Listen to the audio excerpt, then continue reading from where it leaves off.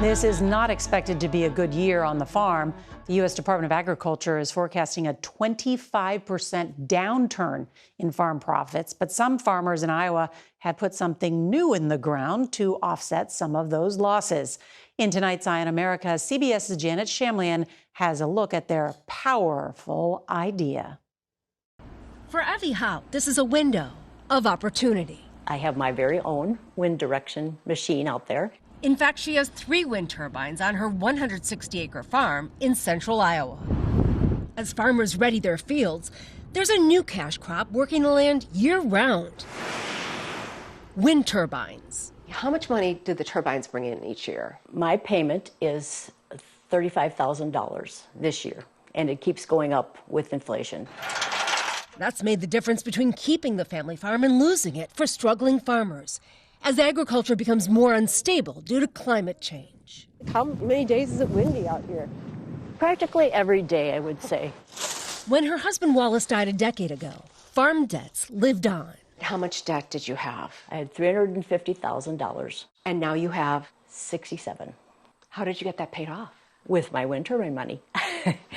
Each turbine takes up less than an acre, leaving plenty of farmable land. 2 decades ago, there were only a few hundred wind turbines in Iowa. Now there are more than 6,000 in this state, and they turn out about 60% of the state's energy. U.S. wind energy, clean and renewable, avoids carbon emissions equivalent to taking 73 million cars off the road. Nationwide, turbines power about 10% of the U.S. electric grid. You might call attorney Kathy Law the conduit for Iowa wind.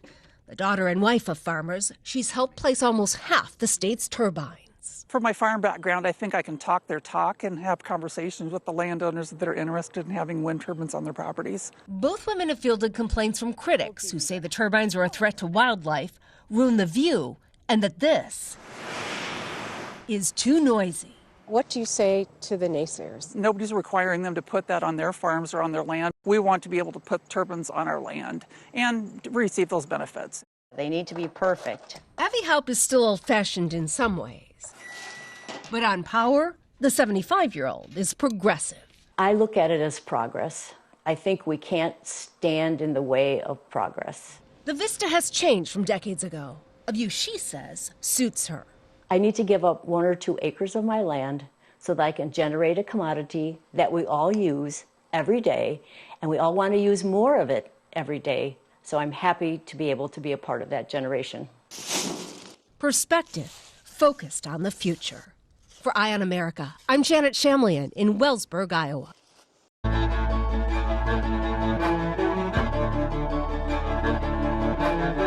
It's been a dangerous summer for ocean swimmers. 27 people have drowned in rip currents so far this year, and North Carolina alone has seen more than 200 rescues. CBS's Manuel Bajorca shows us in tonight's Eye on America, the latest trend for water rescues actually comes from the sky. Last month, 2 young paddleboarders found themselves stranded in the ocean. Strong winds and currents pushed them 2,000 feet from the shore of Oak Island, North Carolina. But rescuers had eyes on them the whole time, thanks to the deployment of a drone. Within a few minutes, they were safely aboard a rescue boat. The fire department here in Oak Island is one of a few in the country using this kind of technology for ocean rescue. Sean Berry is a firefighter turned drone pilot. So this drone is capable of flying in all types of weather and environments. It's equipped with a camera that can switch between modes, including infrared, to spot people in distress. Responders can communicate instructions through a speaker, and just as important is its ability to carry life-preserving equipment. This is triggered by a CO2 cartridge and has a triggering device that's activated by the intrusion of water. And as soon as it's activated, it inflates. Here's a real-life example. After a 911 call from shore, the drone went up and spotted the swimmer in distress. You can see the moment one cartridge was released and then another, giving him 2 floating tubes until help arrived.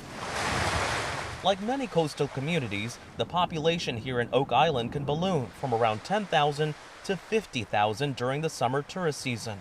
And riptides, columns of water rushing out to sea and hard to detect on the surface, can happen at any time. Every year, there are about 100 deaths due to rip currents along U.S. beaches. It's estimated more than 80% of beach rescues involve rip currents. Lee Price is Oak Island's fire chief. You think people underestimate the force of a rip current? They do. People are, I'm a good swimmer, I'm gonna go out there, and then they get in trouble. For Chief Price, the benefit isn't just a much faster response time, but also not putting rescuers in harm's way when through the camera and speaker they can determine when someone isn't in distress. Why aren't more jurisdictions, you think, adopting something like this right away? Cost, I don't know is necessarily a factor because the cost isn't tremendous. But having somebody trained and able to operate and perform that capability, it's like anything. As technology advances, it takes a little bit for everybody to catch up and get used to it. The drone's hovering directly over our victim. Sean Berry is improving both his piloting skills and the drone's capabilities. Drop. In this demonstration, he showed us how it can bring a safety rope to a swimmer while rescuers prepare to pull the person to shore. The speed and accuracy that this gives you. Rapid deployment, speed, accuracy, and safety overall. It's an eye in the sky and a potential lifesaver in the water. For Eye on America, Manuel Bajorquez, Oak Island, North Carolina.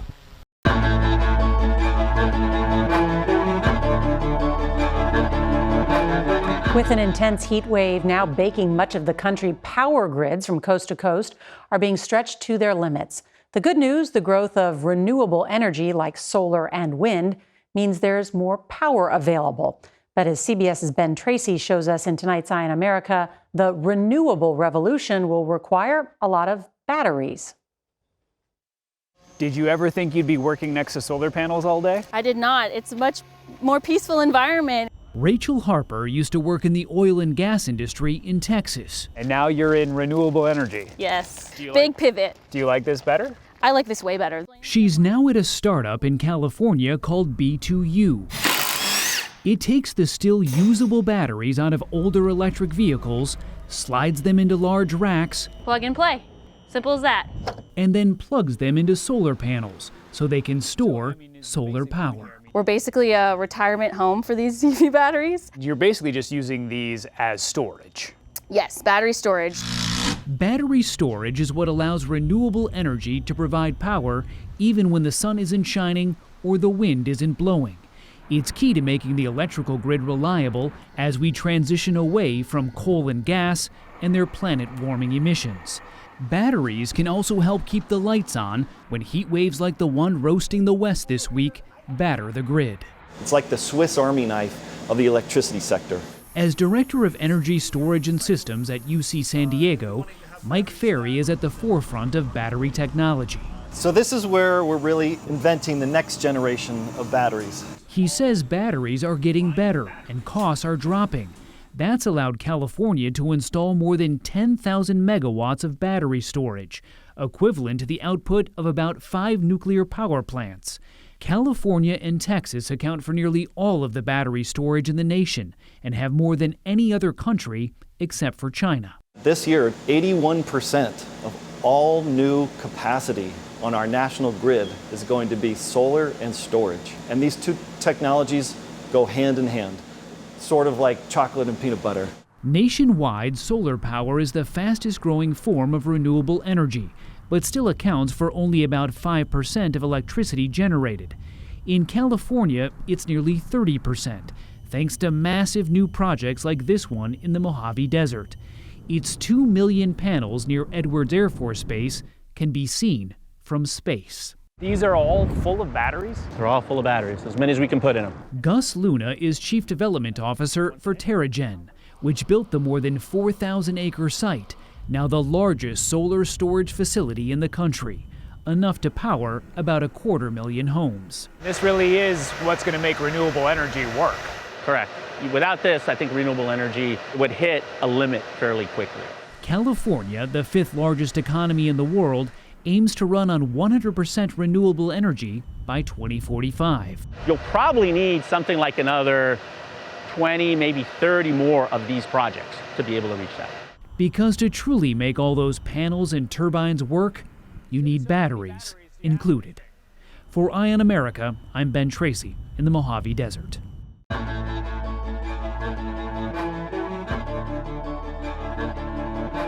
In the age of e-reading, technology has created a new set of challenges for the modern library. As CBS's Meg Oliver shows us in tonight's Eye on America, several libraries across the country are writing the book on innovation. Take a guess where this is. Shop class? Guess again. Love risotto. The kitchen in a fancy 5-star restaurant. Yeah, you sticking now. Not quite. If you're in Columbia, South Carolina, you're in the Richland Public Library, a national leader in reimagining libraries' place in our communities, where card catalogs now hold gardening seeds. So what's in here? This is our library of things, and you can check out just about anything. So what do you have? We've got a little bit of everything. We got a ukulele for the music lover, games and toys like a kite. Executive Director Melanie Huggins has pioneered this extraordinary evolution. We have always been in the business of making people's lives better. I think that is the history of public libraries across the globe. That history dates back to 1895 and the founding of Columbia's first library branch. But an economic ebb and flow combined with advancements in technology led Huggins and her team to write a new chapter for a community in need. We think of our spaces as places to learn, to share, to create, and we create quiet spaces and let the rest of the library just be vibrant and active. La Declaración Federal. Here, job seekers can lean on career counselors, social workers help the homeless, and people suffering from food insecurity. Education is also a top priority. I didn't know our libraries contribute to us getting our education. I just thought you come in here and get a book.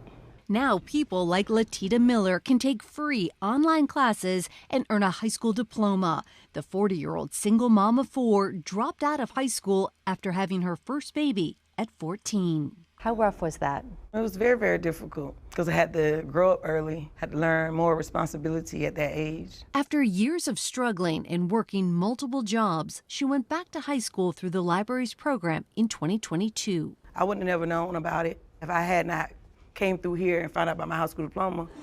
Developing innovative ways to stay relevant is now a national trend for American libraries. In Salt Lake City, the library has a sound booth where people can record their own albums.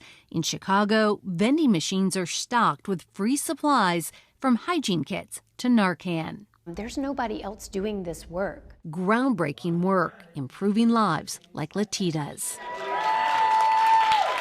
This spring, she proudly accepted her high school diploma. You can accomplish so many things here. And so will many others, thanks to rethinking a cultural institution to better seed their futures by giving them all the tools they need. Squeeze in, squeeze in. For Eye on America, I'm Meg Oliver in Columbia, South Carolina.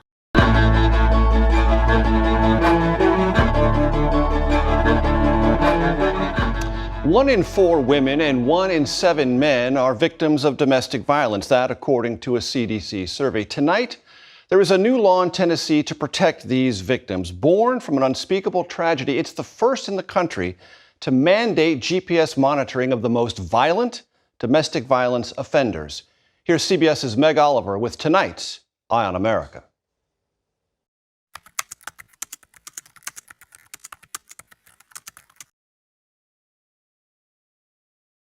Wilson County 911, where is your emergency? There's a man trying to shoot a woman with a shotgun. On April 12, 2021, outside Nashville, Debbie Sisko and her daughter Marie Varsos were shot and killed by Marie's estranged husband, who later took his own life. 3 people are dead after a murder-suicide in Lebanon. Sean Varsos broke into his mother-in-law's house where Marie was staying. He had guns, zip ties, and battery acid, ready to hunt them down. Varsos was out on bail after strangling his wife and threatening her with a gun the month before. Yeah, he went running that way, had a shotgun. I remember, screaming.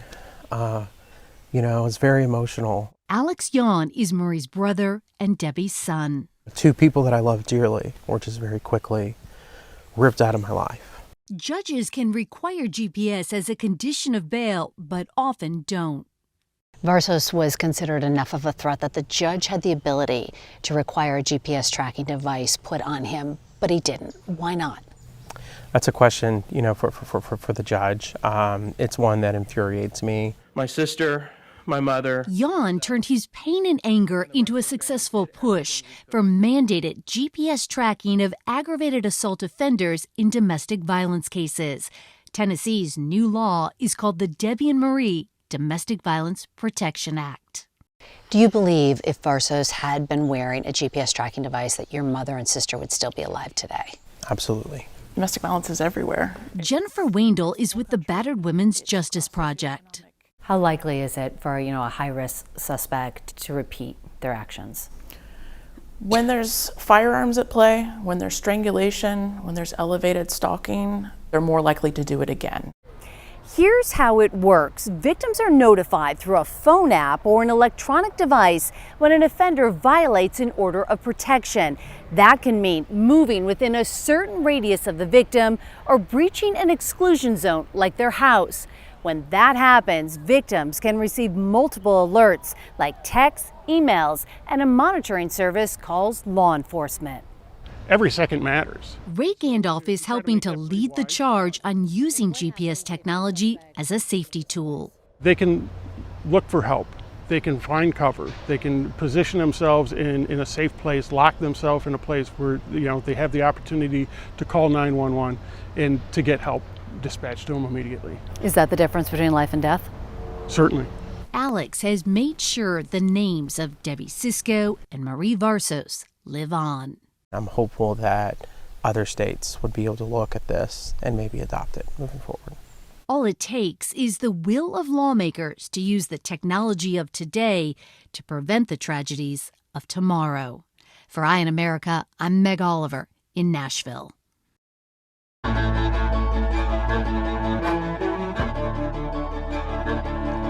Did you know the average ChatGPT request requires almost 10 times more electricity than a Google search? In tonight's Eye on America, Ben Tracy looks at the data centers that drive our digital lives and their growing demands for energy.